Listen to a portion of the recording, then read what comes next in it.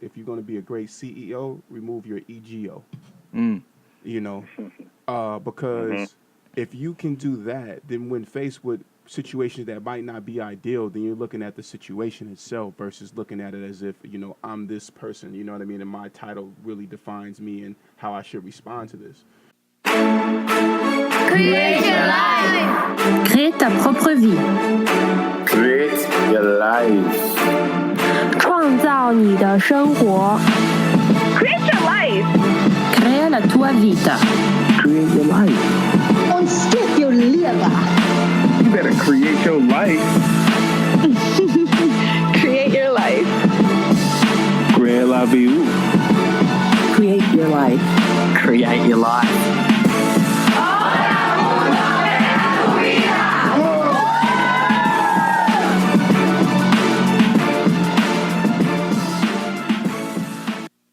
Beautiful people, happy Sunday. This is the Create Your Life series. I'm your host, Kevin Y. Brown, and I just made it back this morning. I flew back from California, and, today is one of those CEO talks where you really get to learn about the life and perspective from the CEO seat. But before we jump in and I bring you on our resident guest, Todd Wahnish, CEO of Clever Era, and Eric Fondren, CEO of Vitelio, let's catch up. Welcome back to Create Your Life series. We haven't met in a little while. We took a week off while I was down in Florida for a conference, but it's been a great end of summer, and what were some of those last minute bits of summer fun and summer goals that you squeezed in before the start of the fall? Did you do anything this last couple of weeks while it's still kind of warm? Because I feel like the temperature's changing a lot here in New York City.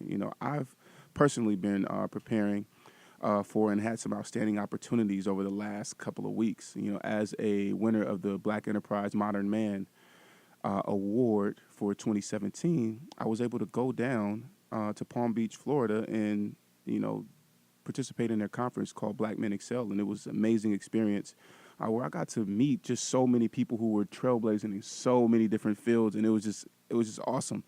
But to also see people at different levels. I was meeting actually some fraternity brothers and other people, CEOs of their different companies and things like that, from ages all the way up to like in their 60s, man, down to the 20s, who were really, really making moves. So it was definitely inspiring. And then one of the best things that happened this summer, I got news last week that I was accepted into SLP, which is the accelerator program that I told you guys about, who Todd here is also an alumni of and still very active participant in. And so, that was really, really a great highlight for the summer. But also this past week, like I was telling you earlier, I went home to California and was able to connect with some amazing people and see the Bay Area from a different perspective.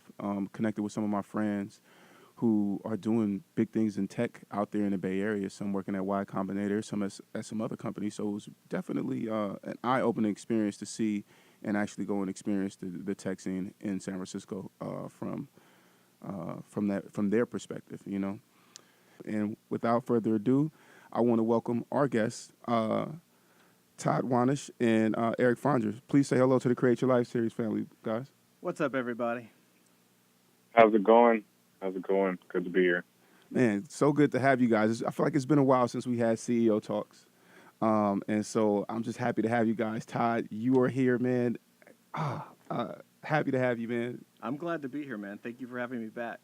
Most definitely. And Eric, what's the topic for today? Because you guys know when we do CEO talks, I actually get kicked out of the host seat, and you guys take over. So what's happening today, man?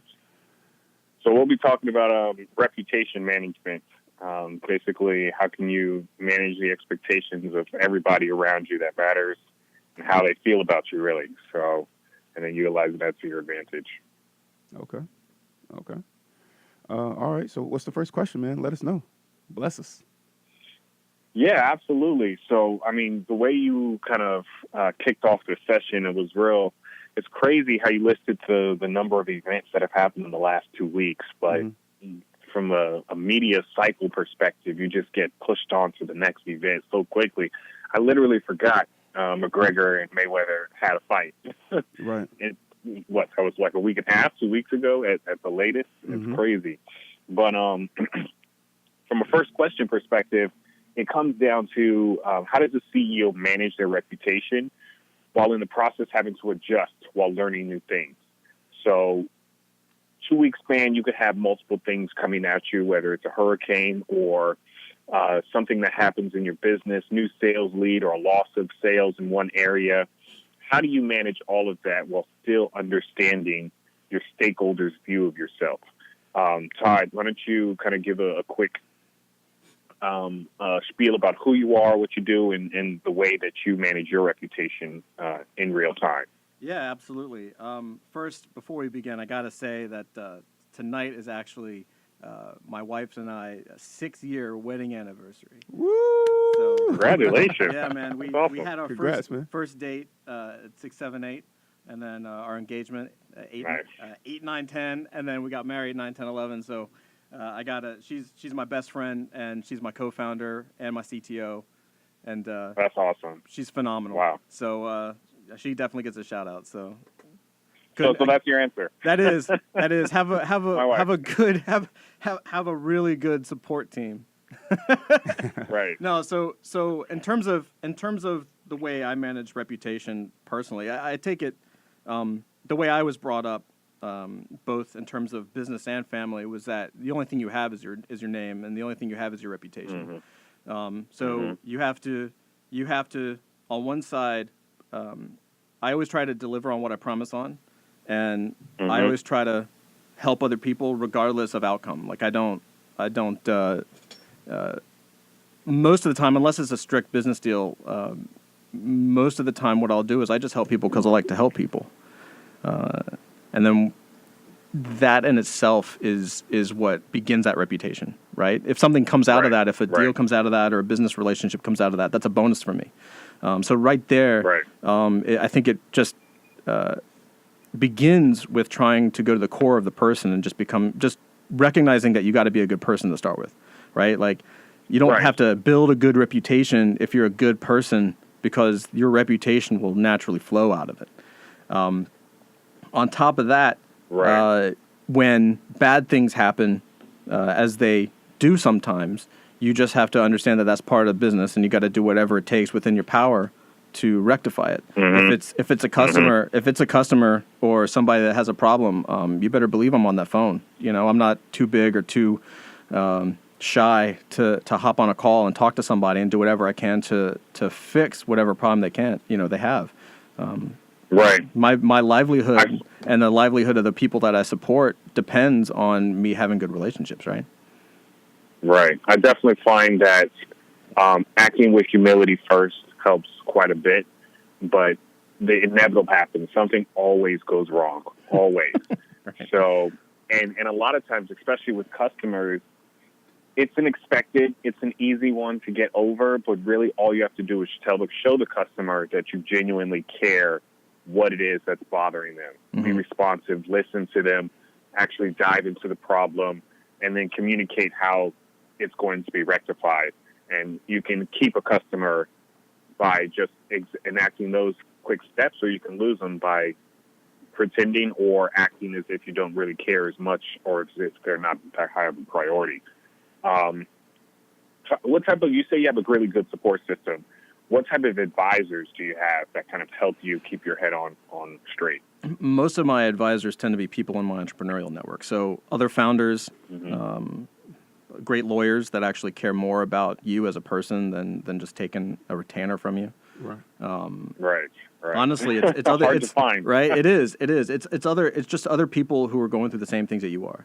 Right. And being open about it. Like I try to be as open as I can, as public as I can about the things that I'm going through with other people, in the hope, not the expectation, but the hope that they'll do the same. And as the years have gone on, especially with at least in terms of some of the software products that we develop and do, I have found that the people that I personally like working with best are people who I've met beforehand, who I've gotten to know beforehand, and just gotten to like, we can grab a coffee or a beer, and we just like hanging out, then I don't have a problem working with somebody. And usually what happens is, and again, it wasn't something that was strategic. It's not something that was planned. It's just something that happened to be and that I learned to really enjoy, is that when you've built up that friendship, that trust, and just that basic relationship before jumping into the exchange of money, when something goes wrong, if it goes wrong, it's much easier to deal with because you're talking to a friend, you know, or at least an acquaintance. And if they know just from the relationship that if I say, no, I'm going to do whatever I can to fix this for you, that they have my word that I will go to the ends of the earth to do whatever it takes to rectify the situation, right? Yeah. And they're more understanding. Yeah. I think I'd like to take a stab at this. I think that one of the important things, and I've had this conversation in the last week or so, important things in being in the CEO seat is if you're going to be a great CEO, remove your ego. You know, because if you can do that, then when faced with situations that might not be ideal, then you're looking at the situation itself versus looking at it as if, you know, I'm this person, you know what I mean? And my title really defines me and how I should respond to this. Because we're basically, in the CEO seat, we're on an eternal learning curve. So there's going to be periods of mess ups. You know, there's going to be times where, you know, team members might not be necessarily the happiest with us. But as long as we're not operating from our EGOs, then we can definitely navigate that space and always come back to somewhere good. Like Todd, I remember talking with you, you know, when you first actually said that to me, you know, that you, as long as you're working with friends, then you're always happy and nothing's too big. And a part of our conversation was the reason why we got along so well is because neither one of us was bringing our egos to the table. Right. And Eric, having known you for some time, I also see that about you. You know, I mean, of course, everybody has an ego to an extent, but understanding, okay, man, let me pump the brakes a bit, or, you know, let me handle this with humility. I feel like that helps because when you're learning things, and it's even okay to be transparent with your team. Like, hey, you know what, we're going through an adjustment period right now, or you know what, I might have missed. You know, we might not have made the mark that we wanted to, but we can still keep moving forward. There's still area for improvement, and not just for you. There's area for improvement for all of us. And I think that's strong and that matters. Right. That's interesting that you take it there because it refers to what else is required other than your reputation management, right? So even though you're out here trying to figure out how other people are perceiving you, how other people are experiencing you, you have to actually think a little bit deeper than that because there are people, these friends, these colleagues, these coworkers that you work with who are going to be experiencing that on a daily basis. So you're talking about how an individual is looking at you and dealing with you every single day they talk to you. And one of the things that one of my mentors informed me about was the fallacy of the hero, right? So you're in the CEO seat, and a lot of times, either because they're extremely confident in your abilities, or because they're, you know, manipulating you to their own end, or because they're being dishonest with you for any particular reason, people may actually not criticize you, but try to prop you up under false pretense, whether conscientiously or not. And what happens is you start believing your own hype. And you become dulled to the idea of actual constructive criticism. Right. So if you're talking about reputation, it's not just how other people perceive you, but how you perceive yourself. Right? Are you going in believing that you have all the answers, that you can do it right, that you can do it all by yourself? And you have to check that as much as anything else. So that sounds like feelings of self-worth, you know? Absolutely. And being very aware. Absolutely. And I think, Kevin, to your point about the ego, all entrepreneurs have an ego, right? We have a specific type of ego. Right. Most people dream about, man, I could really do that, but it's us and the people like us that say, no, I'm going to do this, and we actually have the guts and the cojones to try to do this, and that takes a very specific type of personality. So I also think it's important for you to know yourself well enough to trust in what you can do and make decisions based on who you are as a person and what your personal worldview is and who you like to work with and the way in which you like to work. Some people love going after massive venture rounds, and they end up having a board of directors and advisors, and they completely are adept at that. Others are bootstrappers who have mom and pop shops or start from the bottom and work their way up. It's a preference, and there's no rule book anymore. So it's all about understanding who you are as a person and what lifestyle and what is going to push you in the right direction, and the way in which you're going to manage it. Yeah, I like to say, sometimes there's a blueprint, oftentimes there's not. Most of the time there's not. So you have to literally, create your life. But you have to literally go with what aligns with you. And that's what's going to help you to avoid falling short as a leader. Because, let's be honest, oftentimes as the leader, you're going to have to follow. And sometimes you're going to have to follow behind the suggestions that your team members make. You're going to have to either follow behind the suggestions that your advisors make, your board of directors, or you might have to. Yeah, and I was about to say industry trends, the market. These are things that have to take place, and so letting that EGO go, at times is what's going to help you to sustain, because there are going to be times, where you have to put your foot down and say, this is the way that we're doing it. You have to make that pivoting decision. And because you're a good leader and because you're a humble CEO that is assertive, of course, then your team will fall in line with you. And Eric, you always say, hire slow, fire fast. And if you have that disrupting, component to your team, then you have to get rid of those players in order to make sure that you all can go in one direction together. Right. I think even if you're working with friends, when it comes down to business, you ultimately have to detach yourself from the successes and the failures that occur. Otherwise you'll be mentally too much on the roller coaster. And I've been there in the past before, where every success, every time someone said great presentation, you got a little bit of an emotional high based off of that. And then every single failure was just like the pit, just took you all the way down, until I learned that that's just the cycle. There's going to be a failure. There's going to be a success. I know I'm walking in the right direction, and so I have to be comfortable walking in both lanes, because ultimately people are going to look to you to be grounded during either one of those times as well, and you become a beacon of stability ultimately while you're walking through your business journey. Eric, what are some of the things that you've done? And Todd, too, please chime in. I think that'd be really important for our listeners. What are some of the things that you've done in order to maintain that stability when you have the highs and when you have the lows? And ultimately, how have you, managed to detach from that? Right.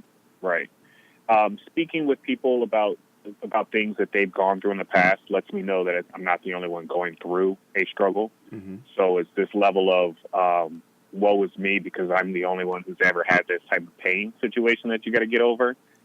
Everybody's been through it in some form or fashion. So learning you're not special helps, especially in the down times.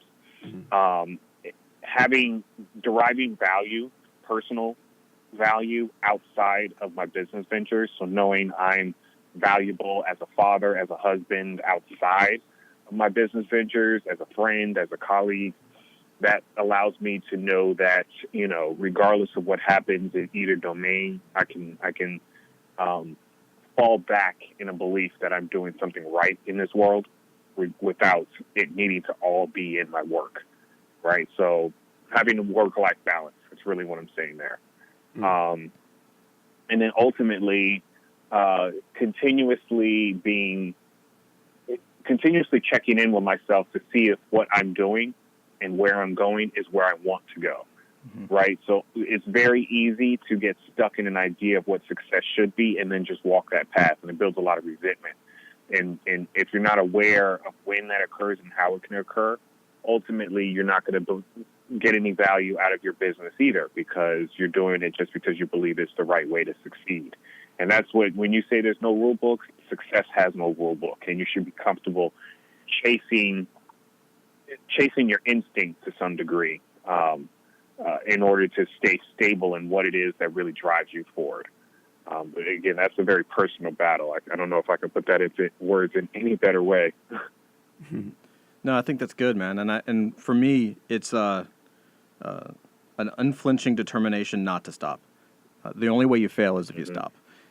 And the other realization is that essentially building a business is the failure Olympics, right? You fail and you fail and you fail and you fail, and then you fail a little less and you fail a little less, and then you have enough failures to look back on to say, there was a success over here and there was a little thing that worked over there and maybe something over there, so maybe I can put that stuff together and have a small success. And then you get that small success, and then you get another small success. I think we tend to forget that walking is essentially just falling the right way, right? You're tripping constantly. You just are so used to it and you're so good at it that we call it walking, right? I like that analogy. That's interesting. Falling forward. Falling forward. As long as you don't hit the ground, you keep walking. If you hit the ground, you dust yourself off, you get off, and you get up, and you just keep walking. Well, hopefully, you land on your hands, and then you can just do a push-up and act like you didn't. No, I've landed on my face a few times, my friend. Yeah, definitely.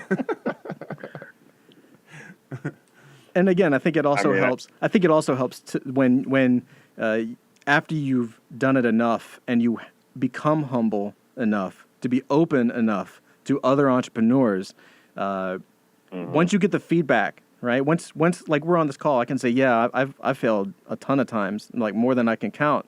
And then, I'm sure if I asked you guys, you'd be like, yeah, me too. I failed at this or I failed at that. Like that in itself creates a brotherhood. It creates a feeling that we're not alone, because as a leader and as an entrepreneur, as a founder, we're in a silo. We're in our own business, making decisions that eventually, when you grow and when your business starts to scale, it affects the lives of others around you, and it affects the lives of your employees and your contractors.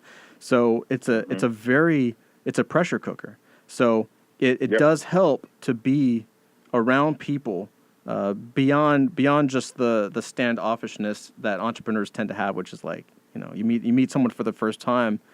And it's always a shock because a lot of times I'll start off like, hey man, how's your business doing? Oh, we're killing it. We're doing so good. Yes. Right. We're crushing it. Right. Milestones after good. milestones Great. after milestones. They're like, how are you doing? I'm like, man, my business is on fire this week. and all of a sudden their defenses go down. They're like, oh really? And I tell them about it. And I say, well, what do you think? Have you gone through this before? What's your idea? Oh yeah, actually, I had this happen to me, and this is how that was my last business. It was a nightmare. Oh, all of a sudden, like, it might be rosy or it might not be rosy, but people are used to this the TechCrunch soundbite where everything is you're just on fire all the time, and it's just not true.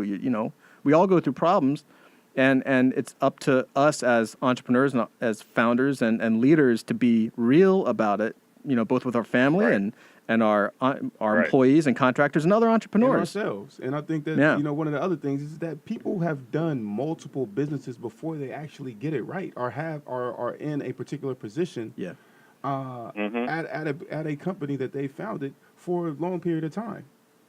I've started several businesses. Todd, you have several businesses. You started others. Eric, the same thing with you. And now look at the conversation that we're having now, versus what we were having 5 years ago. Man. I started off in comics and animation and ended up in software. How's that work? Right. It's a journey, man. It's a journey. Man. Absolutely. Yeah, you definitely have to celebrate the journey. I mean, at the end of the day, you are, blazing trails that no one else has done before, building something that no one else has done before. So it's this strange line between self-confidence and malignant ego. Dude. you can't pretend you're your king, but you got to know you're general, right? Right. It's when the time comes, you have to be able to give out the orders. But at the end of the day, you're not the all-encompassing power over everybody. I mean, I don't know how many employees you have, Todd, but I know me and Kevin have spoken about our employees and the culture we try to build in our companies. And ultimately you look out and you're like, you're building a sort of a family up underneath you. You're doing enough to provide means to put money on their table as well, so they can go home and eat. And so it's this pressure, as you say, the pressure cooker. As you build a company and get more successful, it's just more pressure because there's more mouths to feed. And so you do have to have a strong level of confidence to handle that, definitely. Absolutely. And with that being said, man, I want to come back because when we come back from the musical break, I actually want to talk about something. I think that, celebrating the journey for myself, I don't really do a lot of celebrating. So I want to know what some of the things are that you guys do to celebrate the journey. And, how do you make sure that you, keep ego out of it, man? Because I seriously, I don't do too much celebrating and kind of sometimes underestimate the magnitude of some of the things that I've accomplished. So, Right. yeah, when we come back from this quick musical break, I'd like to hear you guys' perspective on that. So, yeah. Beautiful All right. people, if you have any questions for us, call in 212-650-6903. And always go to createyourlifeseries.com and sign up for our newsletter that will also be coming with more information on the Goals Challenge. Hi, I'm Diane. I have a daughter, Nikki, and she's a senior at high school. She just got accepted for early decision into college. Prior to taking Kevin's program, we were pretty overwhelmed because her college debt after her merit scholarships looks like it's going to be about $150,000 in 4 years. Feeling pretty overwhelmed about that $150,000 potential debt, I decided to enroll in Kevin's debt-free College Academy full course program. And I have to say the value for the money for what we got out of the program was absolutely amazing. Kevin takes you step by step with many, many different tips and many different strategies for not only the student, but for us as parents, for our student, things that we can do to really help save money and prepare. If you or your child are looking to save money on college costs, sign up for Debt Free College Academy today at debtfreecollegeacademy.com using coupon code FREECOLLEGE. Soundtrack courtesy of Purple Planet Music. Beautiful people, this is the Create Your Life series. I'm your host, Kevin Y. Brown, and definitely happy to be back here with you. We have Todd Wahnish and Eric Fondren here. Guys, y'all here? Y'all here with me? Absolutely. Yes, sir. Okay.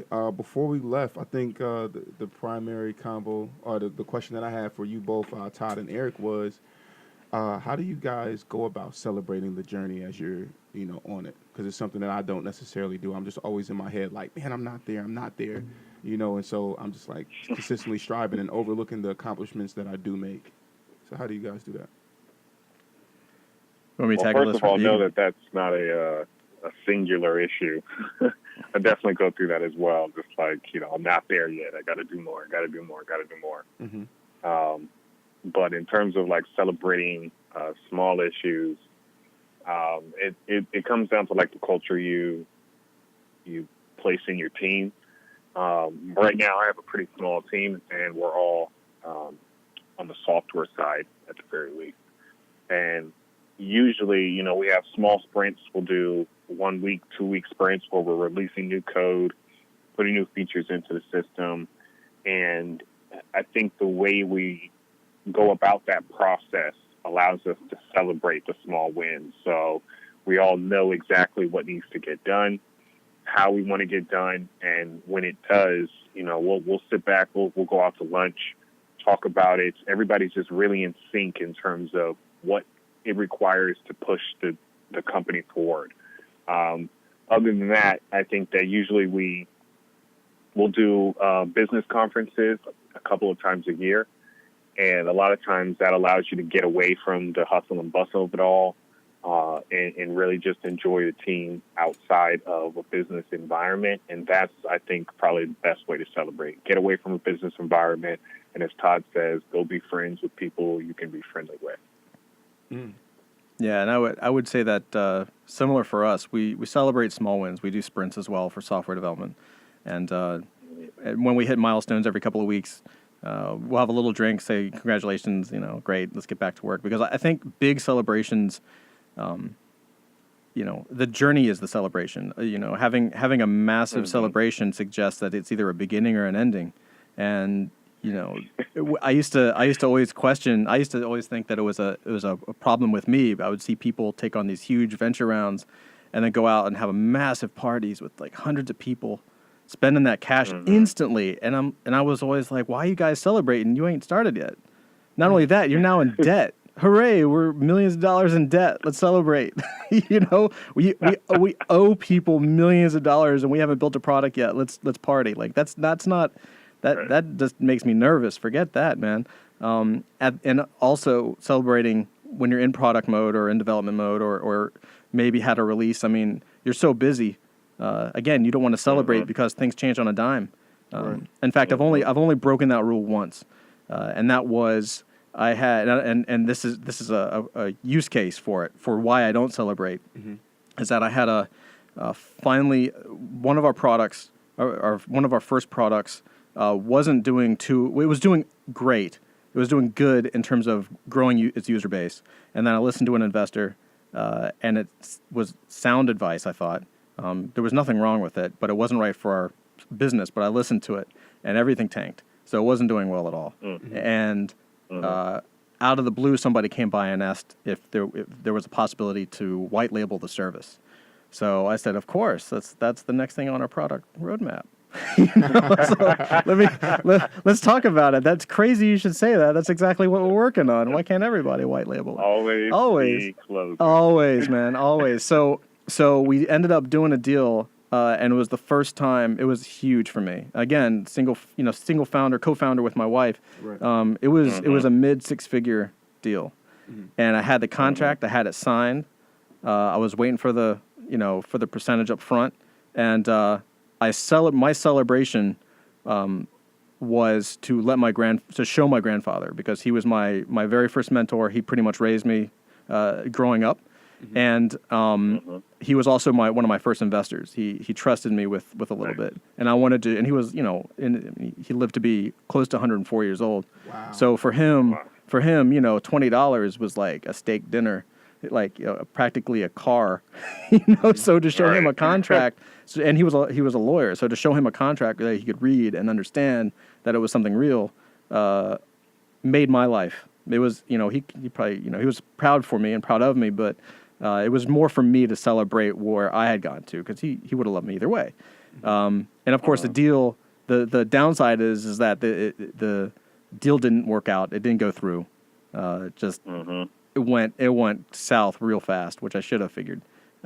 But that's also, so that was the one time I broke the rule, right? I had to celebrate to show somebody that I cared about, who had faith in me my whole life, to get me to where I was able to pull a contract out of my backpack and be like, "Hey, Grandpa, check this out." Yeah. Right. Interesting. Yeah, it feels good to be able to get others to celebrate, the small journeys with us, because a lot of times they put in as much emotional work as we do. Yeah. They're just living it on the sidelines. I know celebrating my wins with my wife, despite her not being, a co-founder like yours, Todd, I still think that without her, I would not be. She's still your co-founder. You just haven't acknowledged it. Yeah. No official title yet. Yeah. Doesn't come with options. But yeah, it's you celebrating with the people who have your back the most. Also is a good way to do it. That includes your team, obviously, but I think that instead of focusing on the celebration, it's focusing on experiencing the wins and the failures together as a group, having the same mindset, and that in and of itself is something that can be emotionally sustaining, as opposed to needing to celebrate every single little stamp or sticker on the passport. Right. And I think also I tend to try to think small. Right, everyone says think big, think big, think big, and it's true. You got to have vision. You got to understand where you think you want this ship to go, but you need to think small. You start with getting one user or customer, and then you get 10 users or customers, and then after 10, it's maybe 100. You just hit those milestones. So as you grow and as your business grows, and as you grow as a person and as a leader, you start to understand that. By the time you get your millionth user, if you get your millionth user, it should be just as small of a victory as getting your first. It's just as important, right? There's no, you can have massive parties or whatever at that point, because that's a huge accomplishment. And we all recognize that. But internally, you should still treat it as like, that's great, guys. Now, what's our next goal? See, and that's how I look at things. Right. That's how I look at stuff, is I'm always saying, you know what? For example, getting in the SOP, huge accomplishment. But as soon as I got my acceptance email, the first thing I said is, now the work begins. right? And for me, that's all I'm looking at. Like my whole thing is I'm here for results, and I'm here to kill SHIT. Like that's it. That's what I do. You know what I mean? Because you can't curse on radio. But so that is literally like that's all I focus on. Okay, you hit me with a problem, solution, win, however. So that's just pretty much where I'm coming from and how I view things. So that's my perspective. But hearing what you guys have said about celebrating the small things and just acknowledging it, I guess it is a big thing. Oftentimes my friends are more happy about things and accomplishments than I am, and I'm just kind of like I'm just looking for the work, man. Yeah, man. Well, that's the whole thing. I mean, you all of us have sacrificed weekends of like going out, hanging out with friends, or hitting movies, or playing games, or hitting clubs or bars, or I mean, I was working 100-hour work weeks when all my friends were having nights and weekends off and chilling out. And did you see this show? Right. No. Did you see that movie? No. Dang, dude, what do you do? I'm working. Oh, you're a workaholic. I'm not a workaholic. I love what I do. What I do happens to be my work. I'm blessed. Don't stop me. Right. Don't try to don't stand in my way, man. I'm good.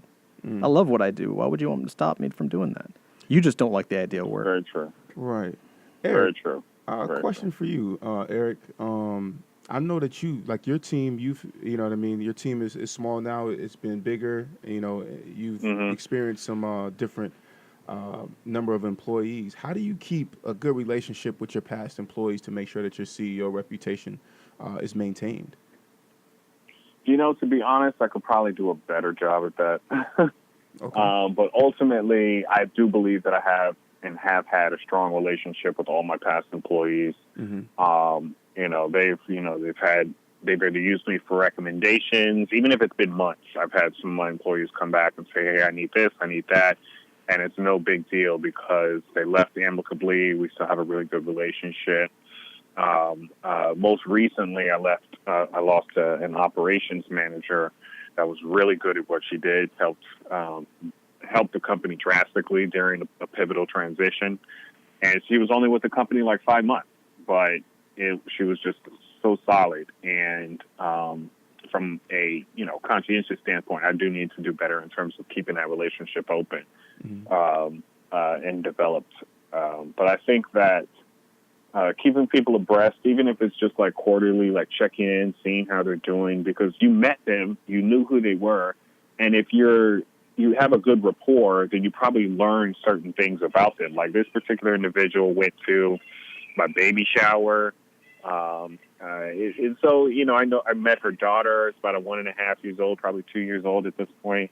And so certain things about people. It's about being genuinely interested and in acting on that interest.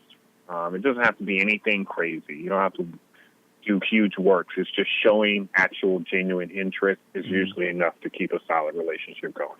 I'm hearing authenticity all over this. Yeah. The answer to this question, just authenticity, man. Just being who you are. Yeah, and I would add to that by saying that most of the people that we work with tend to be independent consultants. We've just had much better luck with people who tend to think that they're their own entity and that they have that entrepreneurial spark as well, even if it's just a little bit. Rather than we've done employees and full-time freelance, and it just at least for our business was much easier and much better to have independent people who had their own thing going on. And I would say that our management of those people, it's again, it goes back to the reputation and how we manage it, how I manage it, is by not thinking of it as reputation and thinking about it more as just helping people out. So if I see an opportunity that comes across my desk, somebody emails me, another entrepreneur says, hey, we're looking for this or that, and it's not something that we actually handle, the first thing I do is go to people who I've worked with in the past or people in my network, and I say, I ask permission, do you mind if I do an intro? Yes, okay, great, and then I do the intro. And I think that keeps everything fresh and it keeps people in your thoughts, because especially from our perspective of working with freelancers or consultants, if I can't hire you right now for a specific project, that doesn't mean I can't help you. Right. And it doesn't mean it doesn't mean that I'm looking for something at the end of it. I just do it with no expectation. And I think that adds to the humility and authenticity that I hope to showcase because I feel that I'm a pretty humble guy, Right. And, it's doing the best you can and remembering how you were raised and trying to bring that into your business life. And it even goes into one of our products. Like my wife and I have my wife actually leads a company called Ruby Thursday, and she essentially helps junior Rails developers level up. It's like grad school for junior Rails developers. And a lot of that came from the fact that we were doing software and we had our own team and we had freelancers and consultants, but we needed more. And the people that were coming to us and the entrepreneurs that were coming to us looking for people to staff up, just, there were problems there. There was a big gap there. So we just said, well, we can help. And we just started showing people what to do. And we weren't thinking we were going to make anything out of it. And she just started doing tutorials once a week for her own benefit. And she's done it for 3 years now. And out of that, she's built an audience. And now as a side benefit of providing value and being helpful to a community, she has a network of thousands of developers. So it was not necessarily a selfish goal to say, I want to have 1,000 developers. How do I do that? It was I need, somebody came to me and needs help. I'm just going to help them. And that turned into something else, which turned into something else, which is now is bearing fruit. Mm. Wow. Yeah, I think that comes back to being a beacon. I think if you choose to be a CEO, or you choose to be an entrepreneur, even at that, there's a certain part of you that goes beyond what you do for work, that goes beyond what you do in general. It's just who you are in terms of wanting to be some level of beacon, wanting to have some level of influence over the world around you. Mm-hmm. And if you're a good CEO, usually that's a positive influence.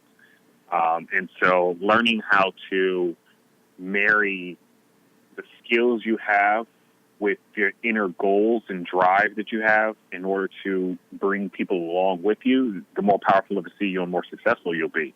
I think it all comes down to really being able to tap into innate human power to influence others positively. Right. It's really metaphysical. It's that old saying that a rising tide raises all boats, right? Mm. Exactly. I like that. So what else you got? Yeah. All day. I can do this all day. Yeah.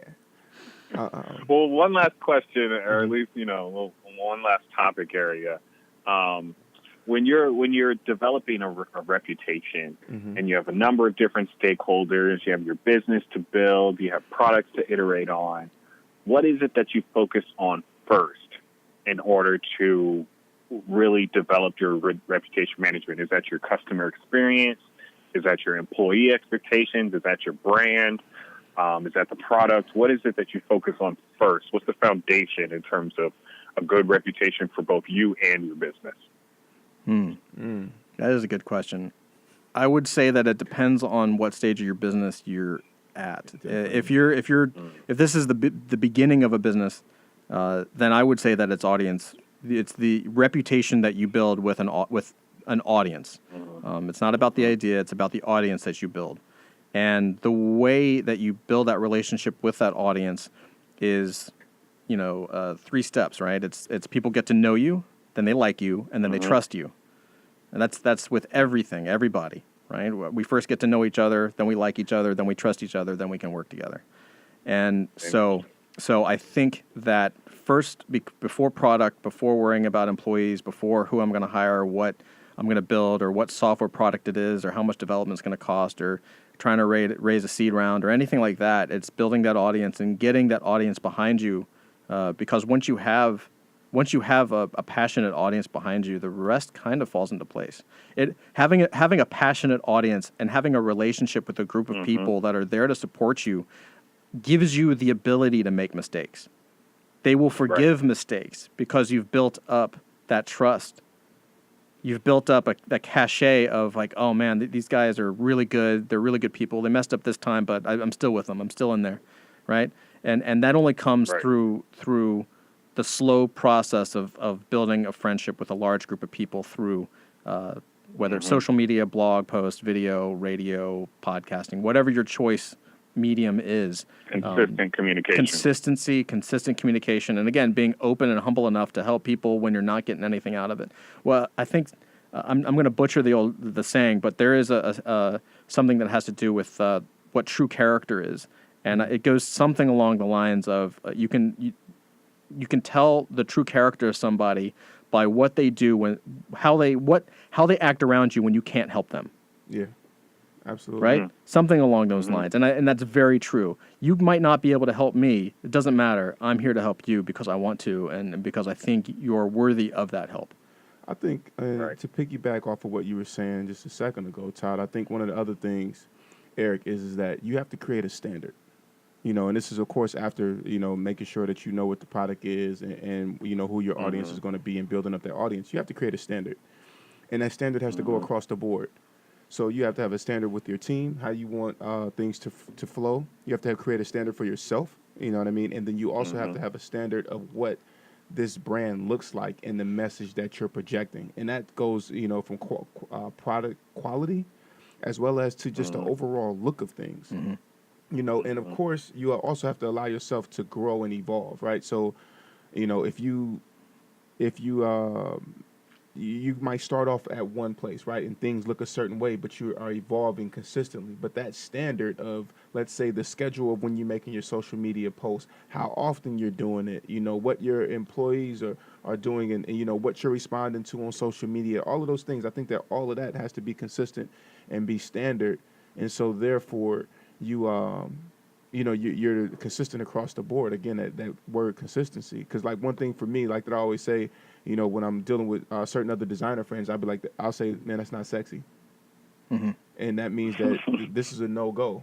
Or we have another saying where we say, man, that's gargoyles, which means that is ugly as, right. You just be like, this is gargoyles, bro. Like, come on, what are you doing? And you'd be like, that's not sexy. Or you'd be like, yeah, that's it. That's sexy. Yeah. And it's not in the term, in meaning sexy, but it's just like, yeah, that hits the standard. That's what I'm talking about. Well, that's because you know your audience. And your audience is attracted to who you are as a person because you're the figurehead and you're the leader and you're the CEO. So if I went to, just knowing Kevin Y. Brown, if I went to Kevin Y. Brown's site and it looked like a used car salesman site from 1998 on MySpace or GeoCities with like stars and you know what I mean? Like it would throw me off. I'd be like, whoa, incongruent. It's not congruent. Exactly. That goes into advertising, everything else. Yeah. Congruency, 100%. Absolutely. So, gentlemen, closing remarks, man. What would you say to give us one tip that you would give our listeners who are looking, of course, to manage their reputation from the CEO seat? Eric, you want to go first on that one? I was definitely going to allow you to do that. There's the bus. Yeah, I'll go first. Take a dive. One piece of advice is take your mission seriously, but don't take yourself too seriously. Yeah. Right? Like, people love people who are excited by something, but that excitement doesn't skew their perspective on life, right? Like, so if you're super excited about cars, yes, you can be super excited about cars, but don't make everybody a car person, right? Right. So you need to understand that the superpower you have, the super influence you have from being this dynamic individual who can lead a company and build a business is a superpower that must be wielded responsibly. You should not be hitting everybody over the head and dragging them along with your vision. You should be more aware of how people are receptive to your vision and being along for the ride. And once you kind of get used to reading people and how well they sync with your vision, the easier it is to convince people to come along with the ride, the easier it is to lead others and to execute on that vision ultimately. So take your vision seriously, but don't take yourself too seriously. Yeah, and for me, I would say there are certain things that affect your reputation and certain things that don't. And I think as an entrepreneur, it's very hard to tell sometimes. Things that affect your reputation, things that affect your family, your customers, your employees, your partners, people you do business with, you need to take seriously. People just throwing shade at you on social media because they're jealous of you or because they wish they had thought of it. You have to be able to brush that stuff off, and you just got to remember that wolves don't care about the bleats from sheep. right? Not to say that entrepreneurs are predatory. It's to say that entrepreneurs are different people, that running a business is different than just throwing shade on social media. And a lot of people wish they could do what you do, and they'll never attempt it. And the only way that they can get over themselves and their own personal failures is to attack those that are trying something different. So you got to understand that people starting to attack you on something as basic as social media, a lot of the time, not all the time, a lot of the time is just a way for them to vent about their own failings in their own lives. And it's up to you as the leader and the founder and the entrepreneur and the CEO to differentiate between someone just talking trash and a customer who really has a legitimate problem that you need to get on the phone with and deal with immediately. Right. Wow. And I think what I would say is that create the standard, follow the standard, be consistent with the standard, and do the work. I think maintaining your reputation is a lot of it is doing the work and creating a standard for yourself. And I feel like even when I crowdfunded to get this show started, I literally had people who I hadn't seen since elementary school donating to the show, and people from college who I hadn't talked to in years to get the show started. And the reason why they were not reluctant and wanted to donate their money was because they understood the standard of work that I produce and how consistent I've been over the years. And they've been able to witness it and see it via social media. So I think that's one of the things in managing your reputation is to really, really make sure that you create a standard, that you stick to it, and that you really, really make sure that you're consistent with it. Absolutely. So, beautiful people, it has been a great, great Sunday. Our CEO Talks we're wrapping up. And I also want to highlight the fact that we have released, as of last Friday, episode number 75 of the Create Your Life series. Wow. So we're going to do a round of applause in the studio. That's incredible. Wow. Yes. That's Congrats, amazing. brother. Yeah, Thank for you. real. And, thank you to the team, Leah, Noah, it's been quite the journey. So do y'all want to say anything? Leah, you want to say? They all get shy when I'm like, y'all want to get on the mic? You want to get on the mic? But, it's been an amazing journey. And, again, creating that standard, and definitely making sure that people are happy with their investments. So, we not only do this for ourselves because it's great to talk with guys like, you, Eric, and Todd, and, all of the other guests that we've had, including female guests, but also because we want to make sure that people are happy with their investment, that they've made in the Create Your Life series. So, without further ado, we will catch you here next Sunday, and it's been an amazing time. Thank you, guys. Absolutely. Thank you. Thank you. All right. Beautiful people, if you enjoyed this episode of the Create Your Life series, be sure to download it from our podcast, which is available on createyourlifeseries.com, iTunes, Stitcher Radio, and Google Music. Also, be sure to leave a review of the podcast. You can catch us live on Sundays from 5:30 to 6:30 p.m. Eastern Standard Time via 90.3 FM in New York. We encourage you to participate in the conversation. Call in at 212-650-6903. Follow us on Instagram at CYL Series and at Kevin Y. Brown. Be blessed, and we'll see you back here live next week. Create your life. Crée ta propre vie. Create your life. 创造你的生活。 Create your life. Crea la tua vita.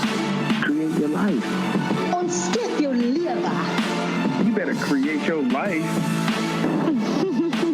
Create your life. Create la vie. Create your life. Create your life.